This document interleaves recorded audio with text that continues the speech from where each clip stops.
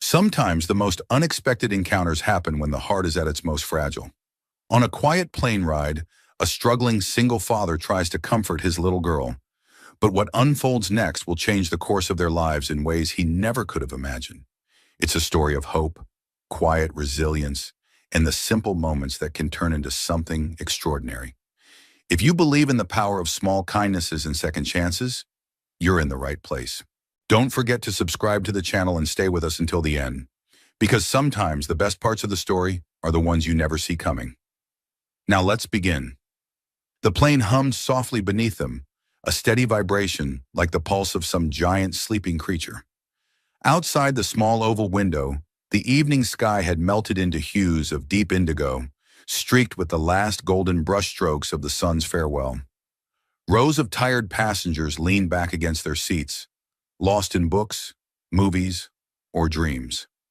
Ethan Miller shifted uncomfortably, trying for the third time to settle his daughter more securely against his chest. Sophie, 5 years old and small for her age, was fighting sleep with the stubborn determination only children seem to possess.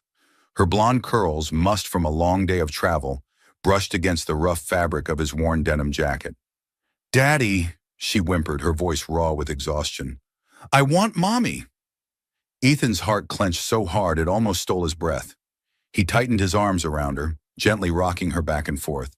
"I know, sweetheart," he murmured into her hair, his voice catching. "I know you do." But knowing wasn't the same as fixing it, and there were some wounds no amount of love could completely heal. Across the aisle, a few curious glances flickered their way. Some sympathetic, some simply annoyed at the disturbance. Ethan ignored them. Let them judge. They hadn't held Sophie at 3 in the morning when she woke up crying, or explained for the 100th time why Mommy couldn't come back. He pressed a kiss to the crown of her head, feeling her small body trembling against him. "We're almost there, Peanut," he whispered. "Just a little longer, okay? You're doing so good." The words came out steady, warm, but inside Ethan was unraveling, tired, stretched thin, trying to be father and mother, protector and provider, without ever showing the cracks spidering beneath the surface. The seat beside them was empty, a small mercy. Ethan shifted Sophie into it carefully, easing the strain on his aching arms. She clung to his sleeve even in sleep, her small hand wrapping around his calloused fingers with surprising strength. Across the aisle, Charlotte Hayes pretended to adjust the settings on her seat screen, but her eyes kept drifting back to the father and daughter. Something about them pierced right through her usual careful detachment. The weary tenderness in the man's face, the absolute trust in the little girl's grip. It reminded Charlotte of something she had long ago buried under layers of polished ambition and lonely hotel rooms. A quiet longing for family, for roots, for something real. She closed her eyes briefly, as if trying to block the feeling. It was ridiculous. She was Charlotte Hayes, CEO of Hayes Tech Solutions, worth billions on paper. She lived in penthouses and traveled in private jets. She didn't get sentimental over strangers on commercial flights. And yet, here she was. When she opened her eyes again, the little girl was crying quietly, a small, broken sound that tugged at Charlotte's chest like a child pulling on a mother's sleeve. Without thinking, she reached into her handbag and pulled out a small plush bunny, a leftover from a recent charity event where she had handed out toys to underprivileged children. The bunny was cream-colored, with long, floppy ears and a pink ribbon around its neck. She hesitated. This wasn't like her. She didn't cross lines. She didn't get involved. But maybe just this once. Charlotte unbuckled her seatbelt and rose, smoothing down the creases in her elegant navy blue sweater dress. She crossed the aisle, feeling the weight of several surprised glances trail after her. "Excuse me," she said softly. Ethan looked up, startled, his face guarded, weary. He shifted instinctively as if to shield Sophie. Charlotte crouched slightly, bringing herself to Sophie's level. "I couldn't help but notice she's having a rough time," she said, offering the bunny with an uncertain smile. "Maybe this will help." Sophie blinked sleepily up at her, her tear-streaked cheeks flushing pink. For a long moment, no one moved. Then with a tentative hand, Sophie reached out and took the bunny, clutching it to her chest. And then, in a voice so soft it was almost a whisper, she said, "Mommy?" The word hung in the air like a shot fired in a silent cathedral. Ethan stiffened. His mouth opened, then closed again, the color draining from his face. He looked like a man gut-punched by something he hadn't seen coming. Charlotte froze, the bunny still dangling lightly from her fingertips. Her heart gave a strange, aching lurch. She opened her mouth to correct the little girl, to explain, but no words came. Instead, she simply smiled. A smile so gentle, so full of unshed tears, that it softened the sharp edges of her usually impenetrable facade. "You're safe, sweetheart," she said, brushing a stray curl from Sophie's forehead. "I promise." Ethan cleared his throat, visibly struggling to regain his composure. "I'm sorry," he said hoarsely. She lost her mom a while back. She gets confused sometimes." Charlotte shook her head immediately. "No apology needed," she said, her voice barely above a whisper. "She's lucky to have you." For a moment longer, the three of them lingered there in that fragile bubble, a little island of tenderness adrift in a sea of disconnected strangers. Then Charlotte straightened, smoothing her dress again with practiced hands. "If you need anything, I'm just over there," she said, nodding toward her seat. Ethan nodded stiffly, gratitude flickering behind the exhaustion in his eyes. As Charlotte walked back across the aisle, she felt an unfamiliar tightness in her chest. Something had shifted, and she wasn't sure she could, or even wanted to, shift it back. She settled into her seat and stared blindly at the screen in front of her, the hum of the plane filling her ears. In her lap, her hands trembled slightly. For the first time in a long time, Charlotte Hayes realized that all the money in the world couldn't quiet the ache of an empty heart. And somewhere in the rows behind her, a little girl slept soundly at last, clutching a small plush bunny like a lifeline. The city lights of Denver slipped away beneath them, a glittering sea fading into the shadows of night. Up here, above the sleeping world, the plane was a cocoon of dimmed lights and murmured voices, punctuated only by the occasional ding of a call button or the rustle of a blanket. Charlotte Hayes leaned her head lightly against the cool pane of the window, her arms folded neatly across her lap. From this height, everything earthly seemed so small, so far removed from the demands that usually pressed against her from every side. She let out a slow breath, fogging a small patch of glass in front of her. With the back of her hand, she wiped it clean, more out of habit than necessity. In her world, there were no moments wasted. Every breath, every glance, every conversation was calculated, measured, purposeful. But now, sitting alone with nothing but the endless sky for company, Charlotte felt a rare, unsettling stillness settle into her chest, and she didn't like it. She adjusted the slim bracelet on her wrist, a delicate chain of white gold, a gift from a board of directors she barely tolerated, and shifted in her seat. She had work emails to answer, deals to finalize. Her assistant had uploaded briefing documents to her tablet before takeoff. There was always something to do, some metric to chase, yet her fingers hovered idly over the tablet screen, unmoving. Across the aisle, the father and daughter who had caught her attention earlier were now quiet. The little girl, Sophie, she remembered the father murmuring the name, had finally drifted into a fitful sleep, her small hand tangled tightly in the man's shirt. Charlotte watched them out of the corner of her eye, feeling a strange ache she couldn't quite explain. She saw the way the man's hand rested lightly on the child's back, never fully relaxed, as if always ready to shield her from some unseen threat. His body curved protectively around Sophie even in sleep, his face still etched with lines of worry and bone-deep exhaustion. It was not the exhaustion of too many meetings or jet lag. No, this was something different. This was the kind of tiredness that came from carrying another person's entire world on your back. Charlotte's gaze softened despite herself. He was not particularly striking. In another setting, in a different life, she might have passed him without a second thought. His clothes were simple, practical. His boots were scuffed from hard work, not bought distressed from some designer boutique. His hair was tousled in a way that spoke more of long days and short nights than of any deliberate style. But there was something about him, something steady, something deeply, quietly good. She could feel it like a current in the air between them. Charlotte closed her eyes, willing herself to focus on the sterile numbers and projections that usually grounded her. You don't know them. It's none of your business.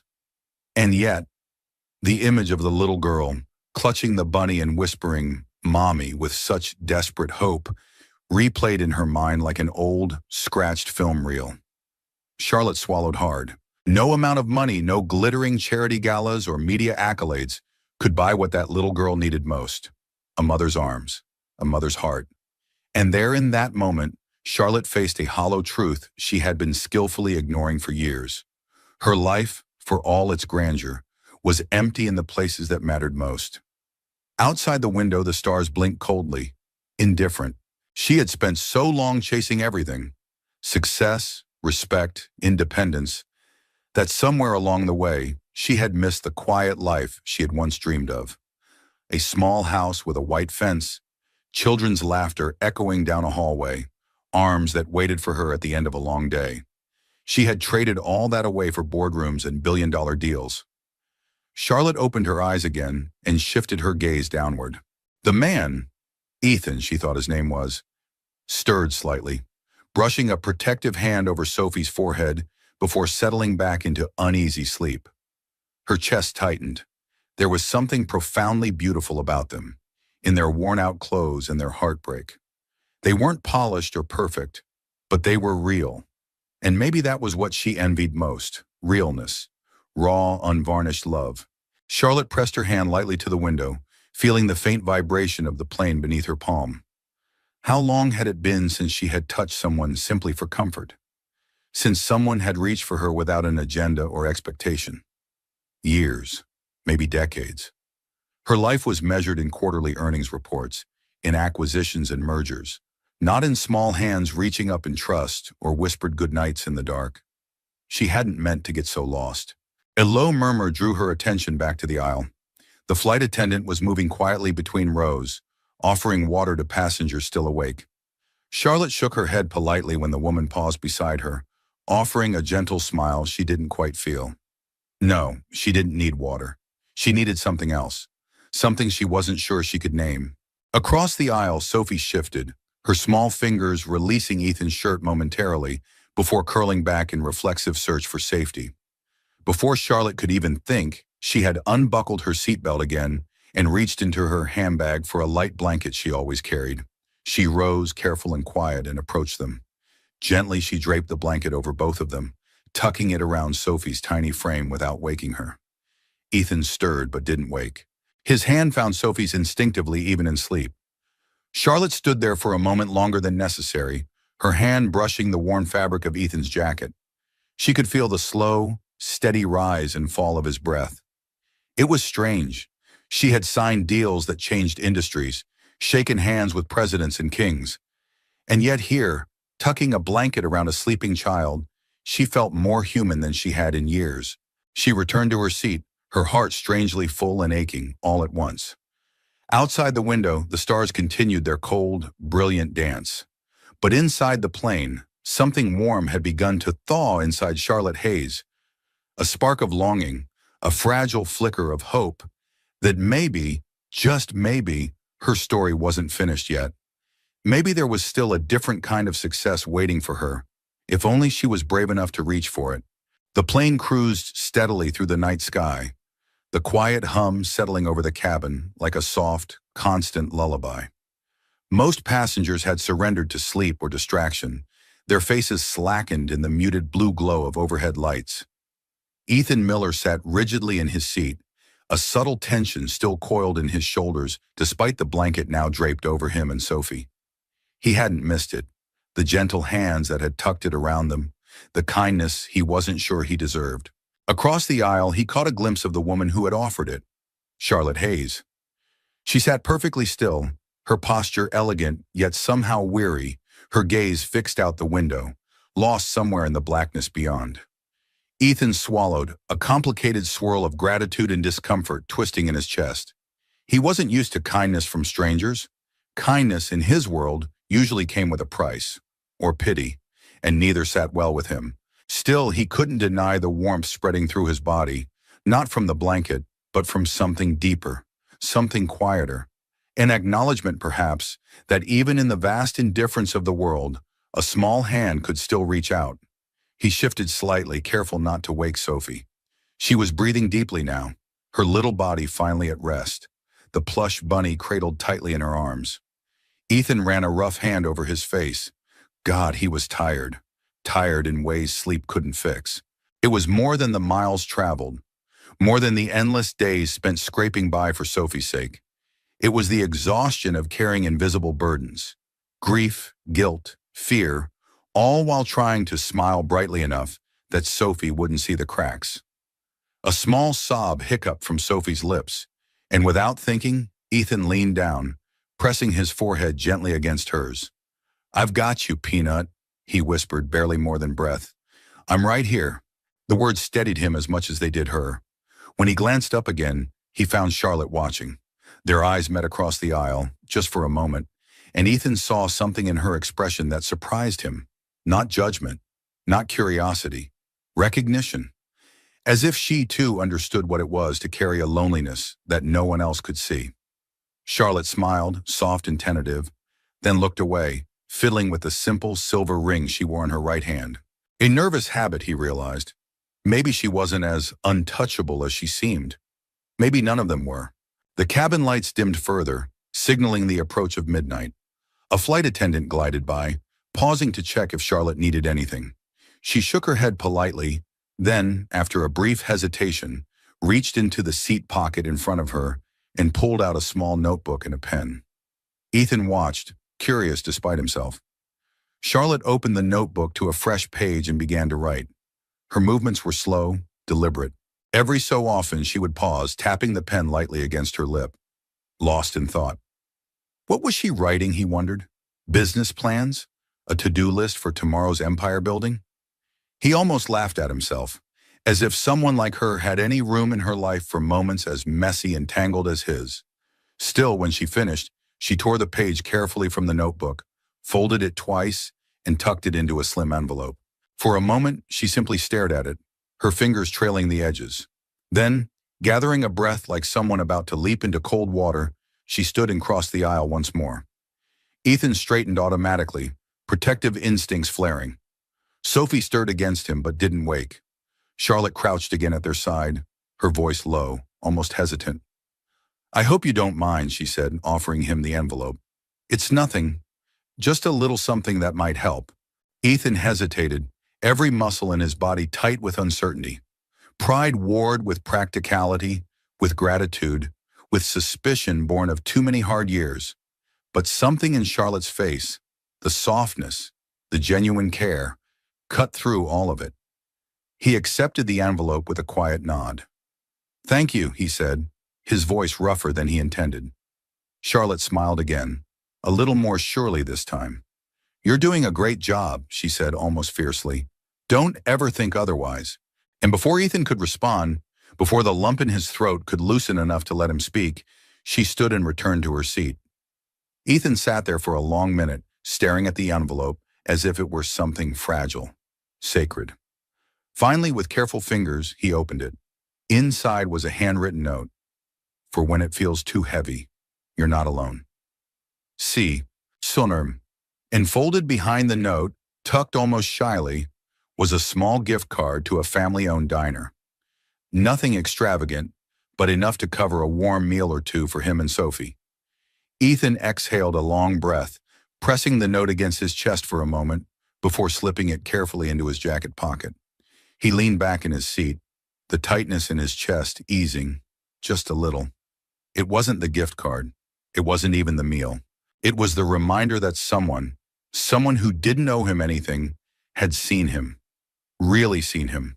That in this vast, noisy world, someone still believed that a small gesture could matter. Across the aisle, Charlotte had closed her eyes again, the notebook resting forgotten in her lap. Ethan turned his gaze back to Sophie, brushing a strand of hair from her forehead. Maybe tonight wasn't just another long, lonely night. Maybe, just maybe, it was the beginning of something neither of them had dared to hope for.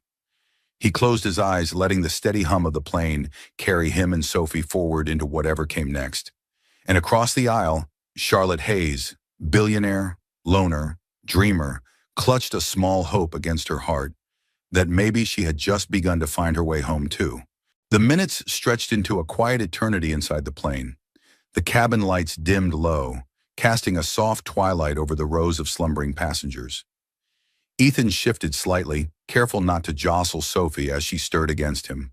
Her little fingers twitched in sleep, still wrapped around the worn bunny Charlotte had given her. A small smile played at the corners of her mouth, and for the first time that day, Ethan allowed himself to relax. Across the aisle, Charlotte pretended to sleep. Her eyes were closed, her breathing even, but her mind was anything but still. She could feel Ethan's presence like a steady heartbeat across the aisle. The protective way he held his daughter, the bone-deep tenderness in every unconscious movement. It stirred something in her, something she wasn't sure she had the right to feel. She wasn't a mother. She wasn't even close. But watching him, she found herself wondering what it would be like to be needed like that, to have tiny arms wrap around her neck, not because of who she was or what she owned, but simply because she was home. A soft whimper broke the hush. Charlotte's eyes snapped open. Sophie was stirring again, her small body wriggling restlessly in her sleep, her bunny dropping to the floor with a soft thud. Ethan moved quickly, reaching to retrieve it, but Sophie, half awake and disoriented, reached out blindly toward the aisle. Toward Charlotte. "Mommy?" she mumbled, her voice thick with sleep. The single word cracked open the stillness like a stone thrown into a mirror. Ethan froze halfway through picking up the bunny, his eyes wide, his mouth slightly open. Charlotte's breath caught painfully in her chest. There was no malice in the word, no calculation, just the pure, aching instinct of a child reaching for comfort. Slowly, Charlotte unbuckled her seatbelt. She knelt in the aisle, bringing herself level with Sophie's sleepy, tear-dampened face. "I'm right here, sweet girl," Charlotte said softly, her voice trembling despite herself. She reached out, gently brushing a stray curl from Sophie's forehead. Sophie smiled in her sleep and curled into the touch without hesitation. Ethan's heart twisted violently at the sight. He started, but the words wouldn't come. He looked from Charlotte to Sophie and back again, guilt and gratitude and raw grief warring inside him. Charlotte met his eyes, and for a long, breathless moment, neither of them spoke. They didn't need to, because in that suspended sliver of time, something passed between them. A fragile, silent understanding. This wasn't about mistakes or pretenses. It wasn't about what made sense on paper. It was about a tired little girl who had reached out blindly for love and found it. Ethan sank back into his seat, running a trembling hand through his hair. His voice, when it finally came, was rough with emotion. "She lost her mom," he said, his throat tight. "Cancer, 2 years ago." Charlotte nodded, her hand still resting lightly against Sophie's back. "I figured," she said gently. "She misses her. Of course she does." Ethan swallowed hard, blinking back the sudden sting in his eyes. "I'm sorry if it made you uncomfortable," he said hoarsely. "She doesn't usually—" "Don't!" Charlotte interrupted, her voice fierce and soft all at once. "Don't apologize for her, or for loving her so well she still believes in the kindness of strangers." Ethan looked down, unable to meet her gaze, his chest aching with a gratitude too big for words. Charlotte adjusted the blanket carefully around Sophie, tucking it under her chin with a tenderness that made Ethan's throat close. Then slowly she rose and slipped back into her seat, folding her hands tightly in her lap. For a long time, the only sounds were the steady hum of the engines and the rhythmic breathing of the passengers around them. Ethan leaned back, his head resting against the seat, and stared at the ceiling. He didn't know this woman. He didn't know what her life looked like when she wasn't wrapped in expensive cashmere and sipping bottled water from first-class service trays. But he knew kindness when he saw it. He knew gentleness. And right now, in the middle of a darkened airplane, somewhere between Denver and Atlanta, he knew one other thing too. He wasn't as alone as he thought. Charlotte pressed her forehead lightly against the window pane, letting the chill seep into her skin. The city lights below sparkled like scattered diamonds across a black velvet sea. She thought about the life she had built, the towering offices, the sleek homes, the endless accolades, and how none of it had ever filled the quiet ache that had lived inside her for as long as she could remember. And now here was this tiny girl, reaching for her without hesitation. This rugged man trusting her if only for a moment, with the most precious thing in his world. Charlotte blinked hard against the sudden blur of tears. Maybe, she thought, it's not too late. Maybe life had more than one kind of success to offer. Maybe it was built, not with billion-dollar deals, but with small moments like these. Moments when someone reached out and someone else chose to reach back. She rested her hand lightly over her heart, feeling the steady thrum beneath her palm. Hope. Fragile. Terrifying. Alive. The plane dipped slightly as the captain announced their initial descent. Passengers stirred, seatbelts clicked, the small ecosystem of the cabin waking from its slumber. Charlotte glanced across the aisle one last time. Ethan was awake, his hand resting protectively over Sophie's chest, his eyes distant but somehow lighter than before. She smiled to herself, a soft, private thing. Wherever this strange new thread was leading, she wasn't afraid to follow it. For the first time in a very long time, Charlotte Hayes realized she was ready. Ready for something real, ready for something more. The plane kissed the tarmac with a soft jolt, tires hissing against the asphalt. Around them, the cabin stirred awake, seatbelts unbuckling, bags rustling, conversations blooming in hushed, weary tones. Ethan tightened his grip on Sophie as the plane taxied toward the gate. She mumbled something unintelligible against his shoulder, still half lost in dreams. The bunny slipped from her hands again, but Ethan caught it, tucking it safely between them. He glanced sideways, heart thudding. Charlotte was gathering her things with effortless efficiency, sliding a sleek tablet into a designer handbag, adjusting the tailored drape of her coat with practiced hands. Polished, composed, untouchable. It struck him, suddenly and sharply, how different they were. Ethan wore jeans that had seen better days, scuffed boots, and a jacket patched once at the elbow. His entire life fit into the battered duffel shoved under his seat. He had no fancy briefcase, no glittering resume, just a little girl clinging to him and a stubborn will to survive. Besides Charlotte Hayes, Woman of the Year, Forbes listed billionaire, he felt like a man made of dust and patched dreams. The seatbelt light dinged off. Passengers began rising, stretching stiff limbs, shuffling forward with the anxious energy of caged animals sensing freedom. Charlotte looked over and smiled. Small, hesitant, genuine. "You two have somewhere to be once we land?" she asked, voice low, as if trying not to intrude. Ethan's throat tightened. He shifted Sophie carefully, standing with an awkward grace. "We'll find our way," he said, offering a polite but distant nod. "Thanks again.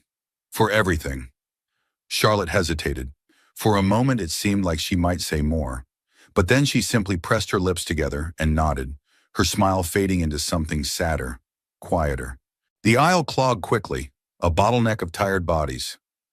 Ethan moved slowly, shielding Sophie from errant elbows and swinging bags. He felt Charlotte a few steps behind him, could almost sense the weight of her gaze, but he didn't turn around. He couldn't. The distance between them had grown too wide, too fast. Not because of anything she had done, but because standing beside her, Ethan was acutely, painfully aware of all the things he wasn't. The terminal was a blur of faces and noise and harsh fluorescent light. Announcements crackled overhead. Wheels squeaked against tile. The air smelled of coffee, jet fuel, and tired hopes. Ethan maneuvered through the crowd, Sophie heavy in his arms now, her head drooping against his shoulder. His duffel thumped against his hip with every step.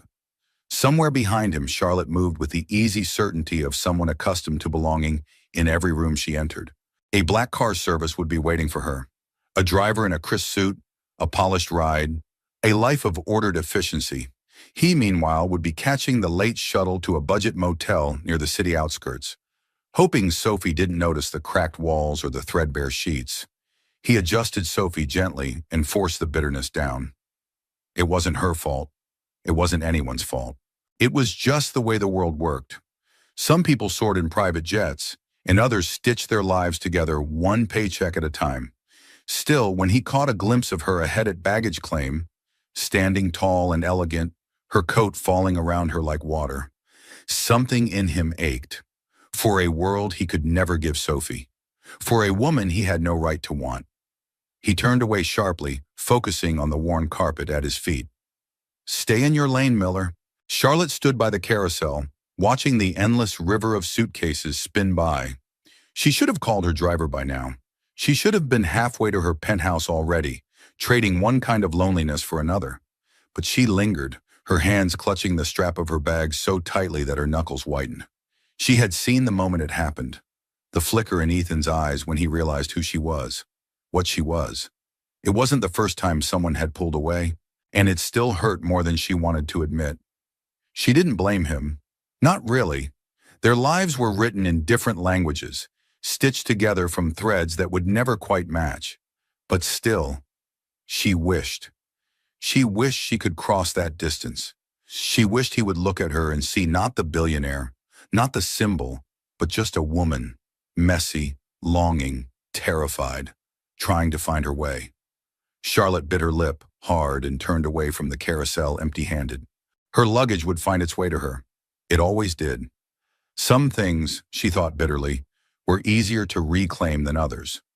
Across the terminal, she spotted Ethan, his duffel slung over one shoulder, Sophie sagging against his chest. Something inside her cracked. Without thinking, without planning, she started toward them. Not fast, not loud, just steady. Ethan heard the click of heels behind him before he saw her. He turned, heart hammering, and found Charlotte there, just a few steps away, hands empty, face open. "Hey," she said, slightly breathless. Do you have a ride?" He shook his head automatically, his mouth too dry to answer. Charlotte hesitated, searching his face. Then she smiled. Small, a little shaky, but real. "I'm not offering charity," she said, reading him too easily. "Just a company." Ethan hesitated, Sophie's weight heavy in his arms, pride and longing battling inside him. He wanted to say no, wanted to protect himself, protect Sophie from hopes too big, too dangerous.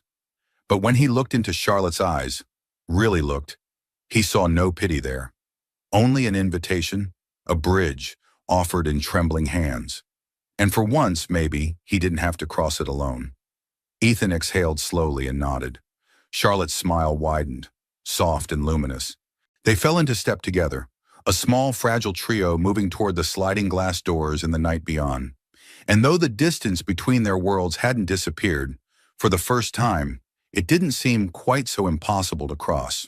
The night air outside the airport was cool and crisp, carrying with it the faint scent of rain on concrete and the hum of distant traffic. Charlotte pulled her coat tighter around her as she led Ethan and Sophie toward the waiting car. A simple black SUV, nondescript, clean, efficient, not flashy, not intimidating. She had asked for that specifically. The driver, an older man with kind eyes and a Red Sox cap, tipped his head respectfully, but didn't comment as he opened the door. Ethan hesitated, his hand tightening slightly around Sophie's small body. "You sure about this?" he asked quietly, glancing sideways at Charlotte. She met his gaze without flinching. "I wouldn't offer if I wasn't," she said simply. "It's just a ride. Nothing more." After a long moment, Ethan nodded. He climbed into the back seat, settling Sophie carefully against him. Charlotte followed, pulling the door shut behind her, with a soft, solid click. The city slipped past outside the windows, a blur of sodium lights and slick pavement. Inside the car, it was warm, quiet. Charlotte sat with her hands folded neatly in her lap, stealing glances at Ethan and Sophie out of the corner of her eye. Sophie had stirred briefly when the car moved, blinking up at Ethan with heavy-lidded confusion before burrowing deeper into his chest. Safe. Trusting. The sight squeezed something tender and unguarded inside Charlotte's chest. She cleared her throat softly. "There's a small inn just off Peachtree," she said, keeping her voice casual. "Quiet. Clean. I have a suite reserved there for the night." Ethan's jaw tightened slightly. "I appreciate it," he said carefully. "But we'll be fine. There's a place I can afford near the highway." Charlotte nodded, her expression unreadable. "I understand," she said. And she did. Pride was a heavy thing. She knew that. She carried her own armor into every boardroom, wore it like a second skin. But tonight wasn't about charity. It wasn't about pity. It was about offering a bridge, quiet and steady, and letting him decide whether to cross. They rode in silence for a few minutes, the tires whispering against the wet streets. Then Charlotte reached into her handbag and pulled out a small card, offering it to him without fanfare. Ethan took it hesitantly. The card was simple: ivory cardstock, elegant navy script. At the top, Hayes Foundation. Below it, a name he didn't recognize: Community Outreach Coordinator, and a phone number. He looked up, confused. Charlotte smiled, soft and a little shy. "We run several programs," she said. "Job placement, vocational training. We just started a new partnership with a local workshop, fixing up old farm equipment, restoring vintage cars. Good, honest work." Ethan stared at the card, the weight of it settling into his hands heavier than it should have been. A chance, not a handout, not charity, a chance to stand on his own feet, to build something again. "You don't have to decide now," Charlotte said, her voice gentle, "or ever. I just thought, maybe you might want to know it's there." Ethan swallowed hard, his throat thick with a dozen emotions he didn't know how to name. "Why?" he asked finally, his voice low. "Why help me?" Charlotte hesitated, searching for the right words. "Because once," she said, "someone helped me. When I didn't deserve it. When I didn't even know how to ask." She looked out the window, her reflection ghosted against the glass. "And because no one gets through life alone. Not really." The car slowed, turning onto a quieter street lined with towering oaks and soft pools of lamplight. The inn came into view, a quaint brick building with white shutters and a sign that swung gently in the breeze. The Magnolia House. Warm light spilled from the lobby windows. A woman behind the counter smiled and waved as they pulled up. Ethan stared at it, heart pounding. It looked safe. It looked like somewhere Sophie could rest her head without worrying about cockroaches or thin walls or angry shouting in the next room. He closed his eyes for a moment, breathing deeply. Pride and fear and hope tangled inside him, a knot he didn't know how to untangle. Beside him, Sophie stirred again, mumbling something incoherent. He looked down at her, at the way she clutched the bunny Charlotte had given her, even in sleep, at the trust so clear in every soft breath, and something inside him shifted. Maybe accepting help wasn't weakness. Maybe, just maybe, it was another kind of strength. The kind that said, "I'll do whatever it takes for her." He looked up at Charlotte, who was watching him with quiet, patient eyes. "You sure it's okay?" he asked roughly. Charlotte's smile was soft, radiant. "Absolutely." Ethan nodded, feeling something inside him ease for the first time in months. The driver climbed out to get their bags, and Ethan moved carefully, cradling Sophie against him. As he stepped out of the car into the cool Georgia night, the breeze carried the faint scent of magnolias and fresh rain. Charlotte joined him on the sidewalk, her hands tucked into her coat pockets, her hair lifting slightly in the wind. "Thank you," Ethan said quietly, meeting her gaze. "For everything." Charlotte tilted her head, her smile deepening. "Don't thank me yet," she teased gently. "You haven't seen the room." Ethan chuckled, a low, rusty sound he hadn't made in far too long. And for the first time in what felt like forever, hope didn't feel like a cruel joke. It felt like something he could reach for. Something real, maybe even something lasting. The following morning dawned muted and gray. The sky stretched taut with thick, low-hanging clouds. Ethan stood by the window of the small inn room, one hand resting lightly against the cool glass, watching as a few early pedestrians hurried down the slick sidewalk, collars pulled high against the biting wind. Inside, the room was simple but warm. Cream-colored walls, a sturdy oak dresser, a queen-size bed tucked under a thick quilt. Sophie still slept soundly, a small cocoon of tangled blankets and soft breathing, the plush bunny clutched tightly in her arms. Ethan exhaled slowly, his breath fogging the glass. It was the first time in months he hadn't woken with the gnawing anxiety of overdue bills and dead-end jobs. But the stillness unsettled him, too. He wasn't built for waiting. He was built for moving, fixing, doing. A knock sounded at the door, soft, polite. Ethan turned sharply, instinctively shielding Sophie with his body, before reason caught up. He crossed the room and cracked the door open. It was the innkeeper, a cheerful woman in her 50s with kind eyes and a name tag that read, Marilyn. "Morning, Mr. Miller," she said brightly. "There's coffee and fresh pastries downstairs if you and your daughter are hungry." No charge. It's part of your stay. Ethan hesitated. Nothing came free in his world. But Marilyn's smile was genuine, unforced. Thank you, he said gruffly, feeling awkward. That's very kind. She waved it off like it was the most natural thing in the world. If you need anything else, just holler. Weather's turning nasty. Might even get snow tonight. Ethan nodded, his mind already calculating. Snow meant delays, meant construction jobs postponed, meant fewer chances to pick up day labor. He closed the door gently and leaned back against it, scrubbing a hand over his face. They couldn't afford to linger, not even here, not even with Charlotte's quiet offer tucked into his jacket pocket. His eyes strayed to Sophie, small and still so heartbreakingly innocent, and something inside him hardened. He had to do better.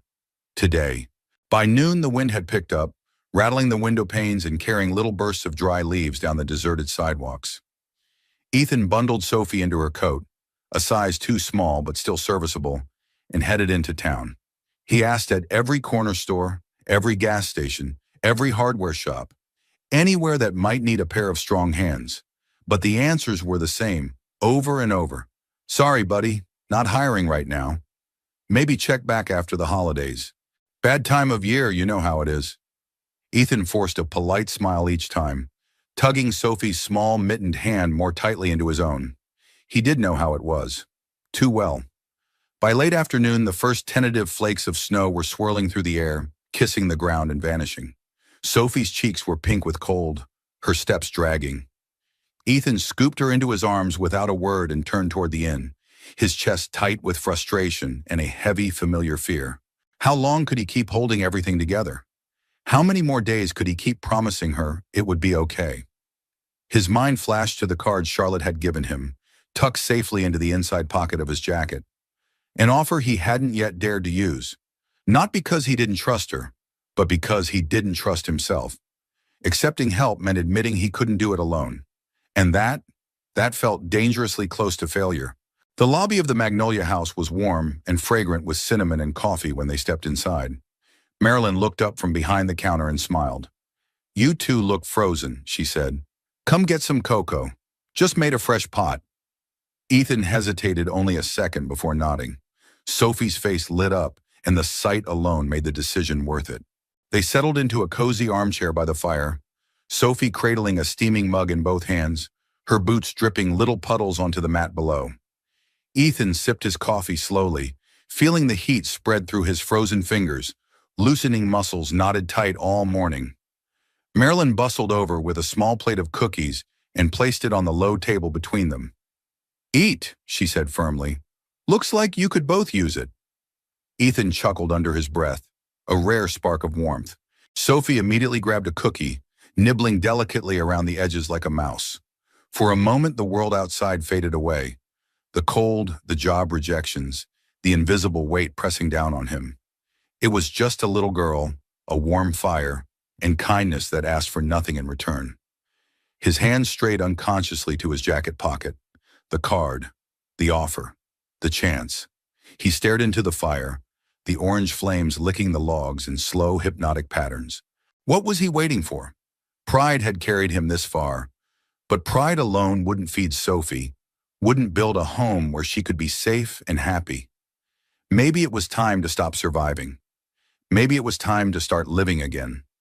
He took a slow, steady breath, feeling the decision settle into his bones. Tomorrow. Tomorrow he would call.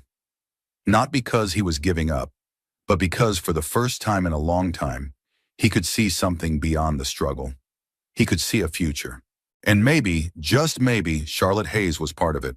Outside the inn, the snow began to fall in earnest, blanketing the sidewalks and rooftops in a soft, shimmering white. Inside by the fire, a little girl laughed around a mouthful of cookie, and a man allowed himself to hope again. Just a little. Just enough. The morning sun broke through thin veils of lingering mist, spilling golden light across the sleepy town. The storm had passed in the night, leaving behind a fresh blanket of snow that sparkled like crushed diamonds across rooftops and sidewalks. Ethan stood outside the workshop, heart pounding. The building itself was unremarkable. A converted old garage tucked behind a row of brick storefronts. A simple wooden sign hung above the door. Worn but proud. Heritage Restorations. Honoring the past, building the future. It was the place Charlotte had spoken of. The card from the Hayes Foundation was still tucked into his pocket, now creased and softened from handling. Ethan shifted Sophie higher against his hip, her small arms wrapped trustingly around his neck, and took a breath so deep it scraped the inside of his ribs. He could turn around now. Nobody would blame him. But then Sophie stirred, resting her head against his shoulder, and Ethan knew. This wasn't about fear anymore. It was about her. It was about finally stepping into a future that didn't just survive day by day. A future that built something lasting. He tightened his grip on her and pushed open the door. The inside of the workshop was a warm, living place, the air thick with the rich scent of wood shavings, machine oil, and something faintly sweet, like cinnamon from a forgotten mug of coffee. Sunlight slanted through the tall windows, catching motes of dust that danced lazily in the beams. Tools hung neatly on pegboards along the walls. Half-rebuilt engines and gleaming car parts were scattered across wide workbenches, alongside old tractors and motorcycles waiting for their second life. At the far end of the room, a man in coveralls, broad-shouldered, silver hair tied back at the nape of his neck, looked up from where he was welding a fender. He flipped up his visor and grinned. "You must be Ethan Miller," he called, his voice a warm rumble that filled the space. Ethan shifted awkwardly. "Yeah," he said. "That's me." The man wiped his hands on a rag and crossed the floor with an easy gait. "Name's Joe Patterson," he said, holding out a hand. "Welcome to Heritage. Charlotte said you might stop by." Ethan shook his hand, the grip firm and honest. There was no pity in Joe's eyes, no judgment, just a quiet, steady acceptance. "You got experience with engines?" Joe asked, nodding toward a half-dismantled truck nearby. Ethan let out a breath he hadn't realized he was holding. "Some," he said. "Did a lot of maintenance work. Fixed farm equipment, old cars when I could get the parts." Joe's grin widened. "Good," he said. "You're not going to find much here that's newer than '78. We believe in breathing life back into things folks thought were too broken to matter." He jerked his chin toward a row of workbenches. "Come on, let's see what you can do." Ethan settled Sophie in a small break room off the main floor, where a battered couch and a battered TV played old cartoons on low volume. Marilyn, the innkeeper, had packed them sandwiches and juice boxes that morning, wrapped in brown paper and tied with a string like a care package. Sophie waved cheerfully as he promised he'd be just a few steps away. For the next few hours, Ethan lost himself in the work, his hands remembering old rhythms, old skills that had never truly left him. There was something almost sacred about it. The clink of wrenches, the slow tightening of bolts, the way the smell of warm metal filled his lungs and cleared the clutter from his mind. Joe worked beside him, offering pointers now and then, but mostly letting him find his own way. The other workers, a small crew of mechanics and apprentices, drifted in and out, greeting Ethan with casual nods, easy smiles. Nobody asked about his past. Nobody cared about the holes worn into his boots or the threadbare jacket he wore. They only cared if he could work hard, if he could be trusted. And that Ethan could do. By noon, his shoulders ached pleasantly, and a smudge of grease streaked across his forearm. Joe clapped him on the back with a meaty hand. "Not bad, Miller," he said with a chuckle. "Not bad at all. How'd you like to stick around for a while?" Ethan blinked, the words slow to sink in. "You serious?" Joe grinned. "Dead serious. We could use a man who knows how to bring these old beasts back to life." Ethan glanced toward the break room where Sophie sat, swinging her legs and singing quietly to herself. He thought about the months, years of scraping by, of saying no to everything because it was safer than hoping. And then he thought about this place, warm, steady, built from second chances. He looked back at Joe and nodded, the decision grounding itself deep inside him. "I'd like that," he said simply. Joe nodded as if he'd expected nothing less. "Good. Start tomorrow. We'll work out the details later. For now, go take that little girl of yours out for a celebration lunch." Ethan laughed, a full, rich sound that surprised even him. "Yeah," he said, grinning. "Yeah, I think we will." As he gathered Sophie into his arms and stepped back into the crisp afternoon, Ethan felt something shift inside him. Small, but real. The cold wind nipped at his cheeks, but it couldn't touch the warmth unfurling in his chest. They walked down the street toward the diner Marilyn had recommended, Sophie chattering happily about cartoons and Coco and her plans to build a snowman later. And for the first time in a long, long while, Ethan didn't feel like he was running from something. He was running towards something, a future, a home, maybe even a life where hope wasn't a dangerous thing, but a foundation to build upon. As he opened the diner door for Sophie and followed her inside, Ethan allowed himself a small, quiet smile. The first steps were always the hardest, but he was walking them now. And for the first time, he wasn't walking alone. The late afternoon sun bathed the town in a soft, golden glow, casting long shadows across the sidewalks dusted with melting snow.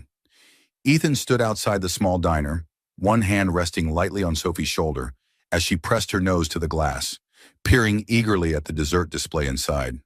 He smiled, a real smile this time, and opened the door for her, the little brass bell overhead chiming merrily. The warmth hit them immediately, the scent of coffee, baked bread, and something sweet curling through the air. A waitress in a red apron waved them to a booth near the window. Ethan slid into the seat across from Sophie, feeling more relaxed than he had in months. They ordered grilled cheese sandwiches and tomato soup. Comfort food, simple and satisfying. Sophie chatted animatedly between bites, her cheeks flushed pink from the cold, her eyes bright. Ethan listened, answering when he could, but mostly he just watched her. This small, fierce miracle he somehow had the privilege of calling his daughter. He was so absorbed that he almost didn't notice when the bell over the door chimed again. But then he heard the soft, unmistakable click of heels against the worn tile floor. He looked up, and there she was. Charlotte. Dressed simply today. Dark jeans, a soft gray sweater, her hair pulled back into a loose, effortless twist. No boardrooms, no cameras, just her. For a moment, she hesitated by the door, scanning the diner. Her eyes found him almost immediately, and softened. Ethan felt his heart jolt in his chest, a startled, unsteady beat. He lifted a hand in a small wave, feeling suddenly like a teenager fumbling for courage. Charlotte smiled, that same quiet, luminous smile he was beginning to crave, and crossed the room toward them. "Mind if I join you?" she asked, voice light but touched with something shy underneath. Ethan cleared his throat, nudging Sophie slightly. "What do you think, kiddo? Should we let her crash our party?" Sophie giggled and nodded enthusiastically, waving Charlotte into the booth beside her. Charlotte slid in gracefully, setting her purse down and unbuttoning her coat. For a few seconds, they just sat there. Three people who, by all logic, should have been strangers passing through each other's lives, but somehow, impossibly, weren't. They talked over refills of coffee and plates of pie. About little things. The weather, the town's tiny Christmas parade coming up, how Sophie wanted a puppy for Christmas even though their motel had a strict no-pets policy. Charlotte listened with a kind of focused attentiveness that made Ethan's chest ache. Not polite interest, real attention, as if everything he said mattered. He found himself telling her things he hadn't meant to, about growing up fixing tractors on his grandfather's farm, about the night he held Sophie for the first time and knew he would spend the rest of his life trying to be worthy of her. Charlotte listened without interrupting, her chin propped lightly on one hand, her eyes never leaving his face. When she spoke, it wasn't to offer advice or platitudes. It was to share. About her own childhood, more lonely than lavish, filled with silent dinners and empty houses while her parents built their empire. About the first business she started, a disaster she barely survived. And the night she realized success meant nothing if there was no one to come home to. Ethan watched her, something tender unfolding slowly inside him. Here, in the fading afternoon light, she wasn't the billionaire mogul. She was just a woman, brave, brilliant, a little battered at the edges, reaching out across the worn diner table like it was a bridge over a chasm. And somehow, miraculously, he found himself reaching back. Afterward, they walked slowly down the sidewalk together, Sophie skipping ahead, leaving tiny footprints in the thin layer of slush. The sky had turned a dusky lavender, the first stars blinking into existence overhead. Charlotte wrapped her arms around herself, shivering slightly. Without thinking, Ethan shrugged off his jacket and draped it over her shoulders. She looked up at him, startled. "You'll freeze," she protested. He shrugged. "I'll survive." Charlotte's fingers brushed lightly over the worn denim at her collarbone. "Thank you," she said, so softly he almost didn't hear it. They walked in silence for a while longer, the kind that didn't need filling. At the corner, they stopped. Sophie ran up and grabbed Ethan's hand, her bunny tucked under one arm. Charlotte crouched down, smoothing Sophie's wind-tangled hair back from her face. "You're a brave little girl," she said warmly. "Just like your daddy." Sophie beamed, pure sunshine. Ethan swallowed against the sudden tightness in his throat. Charlotte straightened, hesitating. It would be so easy, he thought, to let this end here, with a polite goodbye, a thank you for the pie. Safe, distant.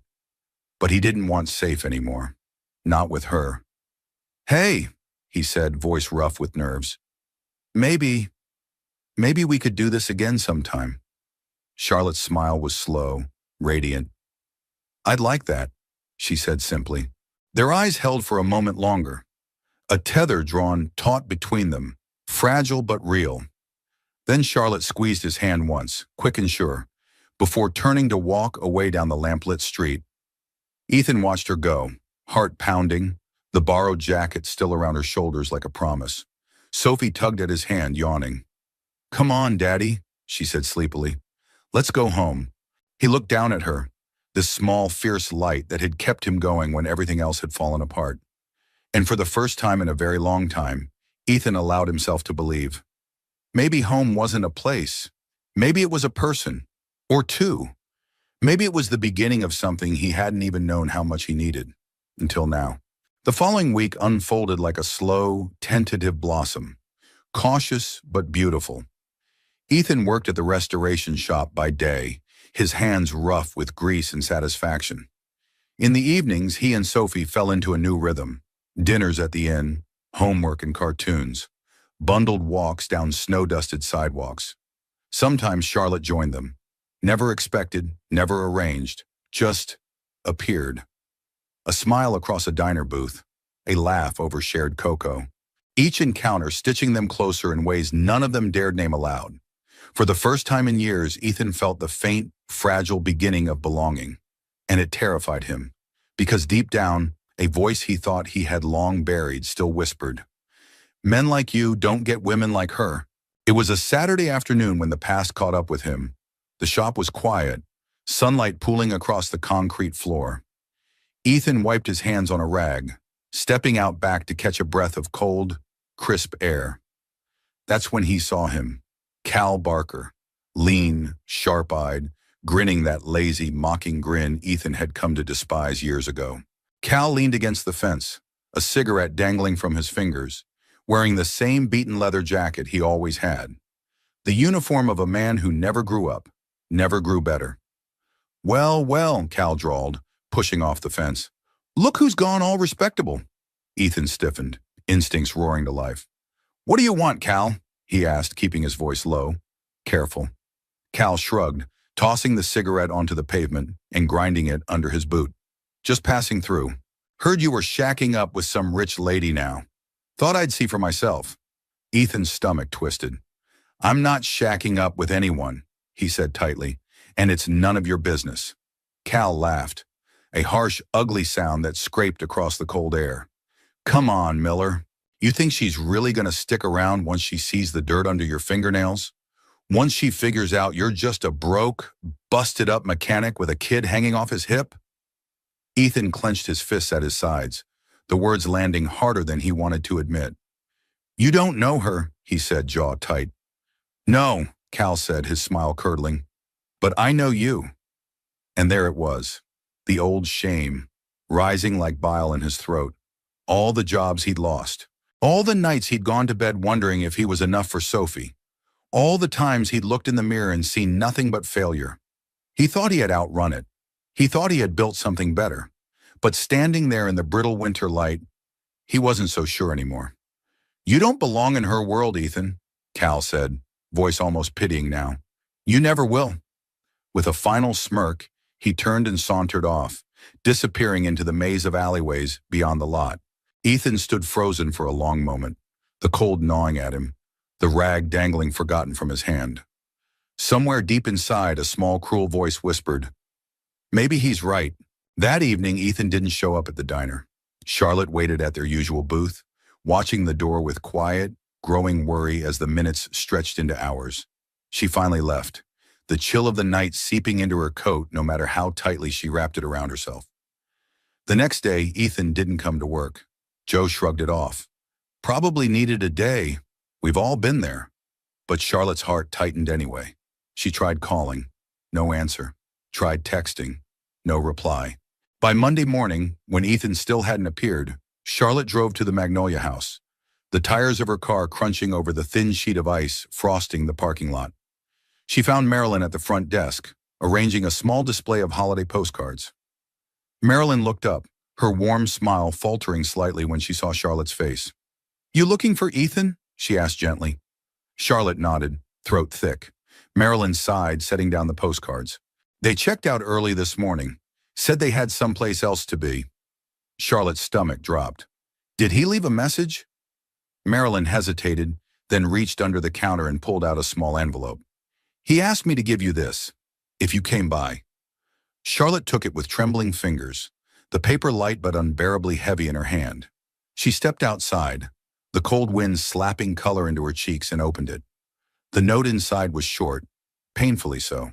"Charlotte, thank you for everything, but you deserve someone who can stand beside you without dragging you down. Take care of yourself. Ethan." The words blurred as tears filled her eyes. Around her, the town bustled on, oblivious, uncaring. She folded the note carefully, pressing it to her chest for a long, aching moment. Then, with slow, steady steps, Charlotte walked back to her car. The world felt heavier now, colder. But somewhere deep inside, a small ember of stubborn hope refused to die, because Charlotte Hayes had built her life by not giving up. And she wasn't about to start now. Not on Ethan. Not on the fragile, precious thing they had only just begun to build. Not when she knew, with bone-deep certainty, that the best things in life were always the ones you had to fight for. The late afternoon was slipping into twilight, the winter sun casting long, cold shadows across the town. Charlotte tightened her scarf against the biting wind, her steps brisk but uncertain, as she moved through the narrow back streets where Ethan had once said he stayed when times were hard. She had no plan, no address, just a stubborn, aching belief that she would find him. Because you didn't let people walk away when they mattered. You went after them. She turned a corner and spotted a battered old pickup parked beside a crumbling motel. The kind with peeling paint, flickering neon signs, and curtains that didn't quite close. And standing beside it, struggling to load a duffel bag while balancing Sophie against his hip, was Ethan. For a moment, Charlotte just stood there, her breath misting in the cold air. He looked so tired. Not just physically, though there were new lines etched around his eyes, but soul tired, like a man carrying a weight far too heavy for one person to bear. Sophie noticed her first. Her small face lit up, and she wriggled, waving a mittened hand. "Miss Charlotte!" Ethan turned, and when his eyes met hers, something raw and pain flickered there. He shifted Sophie protectively on his hip and set the duffel down slowly. Charlotte crossed the icy parking lot toward them, every step measured, every heartbeat loud in her ears. When she stopped a few feet away, she spoke first, voice steady despite the storm inside her. "You didn't even say goodbye." Ethan's jaw tightened. "It was easier that way." "For who?" Charlotte asked gently. Ethan looked down at Sophie, smoothing her hat with careful hands. "For her," he said hoarsely. "For you." Charlotte shook her head, tears burning the backs of her eyes. "You don't get to decide that for me." Ethan closed his eyes for a moment, gathering himself. When he spoke again, his voice was rough, low. "You deserve better, Charlotte. Someone who doesn't come with all this baggage. Someone who fits into your world." Charlotte stepped closer, her boots crunching softly over the frozen ground. "My world," she echoed. "Ethan, do you even know what my world is?" He opened his mouth, but no words came. She smiled. Not bitter, not sad, just true. My world is a penthouse I come home to alone. Empty rooms, empty victories. That's not a world, Ethan. That's a cage. She reached out slowly, carefully, and placed her hand flat against his chest, over his heart. His breath hitched. I don't care where you come from, she said, her voice shaking slightly. I don't care how much money you have or don't have. I care about this. She pressed her hand gently, feeling the steady, wild beat beneath her palm. This is the only thing that matters. Ethan stood frozen, Sophie silent against him, her big eyes wide and solemn. You think you're not enough, Charlotte whispered. But to her, she nodded toward Sophie. And to me, you're more than enough. A long silence stretched between them, filled only by the soft whistle of the winter wind and the distant hum of passing cars. Finally, slowly, Ethan shifted Sophie into one arm and lifted his free hand to cover Charlotte's where it rested against his heart. His fingers were rough, calloused, trembling slightly, but his grip was sure. You scare me, he said quietly. Charlotte smiled through the sting of tears. You scare me too. He huffed a broken laugh, the first real one she'd heard from him in days. Then with a tenderness that unraveled something deep inside her, Ethan lowered Sophie to the ground. The little girl immediately latched onto Charlotte's leg, hugging her fiercely. Charlotte bent down, gathering Sophie into her arms, holding her close as the child's warmth seeped into her cold skin. When she straightened, Ethan was watching her. Not with fear now, but with something else. Hope, tentative, fragile, blindingly real. He stepped closer, his voice low, full of wonder and terror all at once. Are you sure about this? Charlotte met his gaze without hesitation. I've never been more sure of anything. And for the first time, Ethan let the walls around his heart crack. Not just for Sophie, not just for survival, but for himself, for the possibility of something more, something whole. He reached out, brushing a strand of hair from Charlotte's cheek, his fingers lingering in a touch that said all the things words couldn't. Okay, he whispered. Okay. Charlotte's breath shuddered out, and she smiled wide and radiant as Sophie giggled between them. They stood there, three souls wrapped in a fragile, growing circle of warmth, while the winter world spun cold and glittering around them. They had no map, no guarantees, but they had each other. And sometimes, that was enough to build a whole new life from. One heartbeat at a time. Spring crept slowly into the small town, brushing color into the bare branches and coaxing daffodils up from the thawing earth. Ethan stood on the front porch of the modest little house just off Main Street, a hammer dangling loosely from one hand, a half-finished flower box at his feet. The house wasn't grand, white siding a little faded, shutters slightly crooked, but it had a sturdy roof, a yard just big enough for a swing set, and windows that caught the afternoon sun in golden patches. It was theirs, or would be soon enough. Sophie ran across the lawn barefoot, laughing, chasing after a kite Charlotte had bought her, bright red and blue against the soft blue sky. Ethan watched her, something achingly tender rising in his chest. A few months ago, he hadn't dared dream of this, of roots, of warmth, of mornings that didn't start with fear. And now, here he was. Home.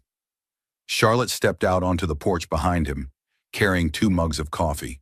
She handed him one, her fingers brushing his with casual, electric familiarity. He smiled, reaching out to tuck a stray lock of hair behind her ear. You know, he said, you're terrible at flying kites. Charlotte laughed, a warm, musical sound that wrapped around him like sunlight. I don't think Sophie minds, she said, nodding toward the yard where Sophie was now spinning in dizzy circles, the kite forgotten. No, Ethan agreed, voice soft. She doesn't mind at all. They stood side by side, sipping coffee, watching the child who had, in her own fierce way, stitched their fractured lives together. After a moment, Charlotte set her mug down on the railing. I have something for you, she said, slipping her hand into the pocket of her jeans. Ethan raised an eyebrow, curious. She pulled out a small, slightly battered key, the brass worn, smooth from years of use. Ethan frowned, confused. Charlotte placed it gently into his palm. It's the key to the shop, she said quietly. Joe's retiring next month. He wants you to take over. Ethan stared at her, heart pounding. Me? He croaked. Charlotte smiled, eyes shining. You, she said. You've already built it back stronger than it ever was. You've given those old machines, and a lot of old dreams, a second life. Ethan looked down at the key, the weight of it anchoring him, grounding him in a way he hadn't realized he needed. He closed his fingers around it carefully, like something precious. I don't know what to say, he murmured. Say yes, Charlotte whispered. He looked up, meeting her gaze. And he did, not just to the shop, but to all of it. To the home, to the life, to the terrifying, beautiful hope she held out to him. Yes, he said simply. Charlotte's face lit up, radiant. She leaned in, standing on tiptoe, and brushed a kiss against his lips. Soft, certain, full of every promise neither of them had dared speak. Sophie whooped from the yard, clapping her hands and spinning in gleeful circles. Ethan laughed, wrapping his arm around Charlotte's waist and pulling her close. It wasn't perfect. There would still be hard days and fears and moments when the past tried to whisper doubts into their hearts. But they had chosen each other, chosen to stay, chosen to believe. And that, Ethan realized as he watched Charlotte's face tilt up to the light, as he listened to Sophie's laughter bubbling into the spring air. That was enough. More than enough. It was everything. Later that evening, as the sun dipped low behind the hills and painted the sky in streaks of orange and violet, they sat on the porch steps. Ethan, Charlotte, and Sophie. A tangle of legs and laughter and shared warmth. The wind stirred the chimes hanging by the door, a soft, lilting song. Sophie curled up between them, her bunny clutched loosely in one hand, her head nodding against Ethan's shoulder. Charlotte reached across and took Ethan's hand, twining their fingers together. No grand declarations, no need for them. Just this quiet, steady knowing. Home wasn't a building. It wasn't a town, or a job, or a bank account. Home was where the people you loved waited for you, where you were seen, truly seen, and still chosen, where your heart could finally rest, not because everything was perfect, but because it was real, because it was yours. And as the stars blinked to life overhead and the night wrapped itself around their little family like a soft, sacred quilt, Ethan Miller knew, with a certainty that left him breathless, he was exactly where he was meant to be, where the heart belongs, always. Before you go, I'd love to know, where are you watching from? Leave a comment and share a little piece of your world with us. It's always amazing to see how stories like this can connect hearts across so many places. If this story touched your heart, make sure to subscribe to the channel so you don't miss more inspiring journeys like this one. Your support means the world and helps us continue sharing stories that matter. Thank you so much for spending your time with us today. Until next time, stay kind, stay hopeful, and remember, sometimes the smallest moments lead to the greatest changes.